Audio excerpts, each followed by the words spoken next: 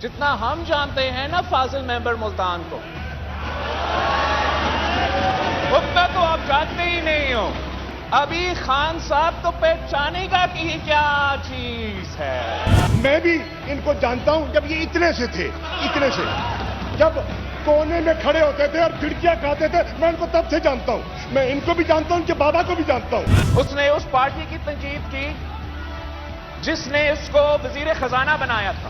یہ بات کر رہے ہیں پیپلز پارٹی کی، میں نے 2013 میں 2018 میں تمہاری زبان سے عزت کر کے آیا بیٹھا ہوں یہاں۔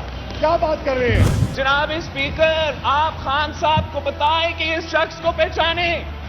میں تو بچپن سے دیکھتے آ رہا ہوں، بچپن سے دیکھتے آ رہا ہوں۔ آپ لکھی ہوئی 2-4 پرچیاں پڑھا دیتے ہیں بچے کو، آ کے بچہ آٹو پہ آن ہو جاتا ہے، سوئچ آن ہو جاتا ہے، سوئچ آف ہو جاتا ہے۔ میں نے اس کو بھٹو کا نعرہ دیکھا لگاتے ہوئے دیکھتا، میں نے اپنے بچپن سے یہ میں نے دیکھا ہے جناب اسپیکر۔ ابھی کچھ وقت لگے گا بچہ، کچھ وقت لگے گا۔ اپنا وزارت بچانے کے لیے میں نے تو اس فاضل ممبر کو اگلی باری پھر زرداری کا نعرہ لگاتے ہوئے دیکھا۔ مجھے نہیں معلوم تھا کہ میری ایک تقریر سے بلاول اتنا پریشان ہو جائے گا۔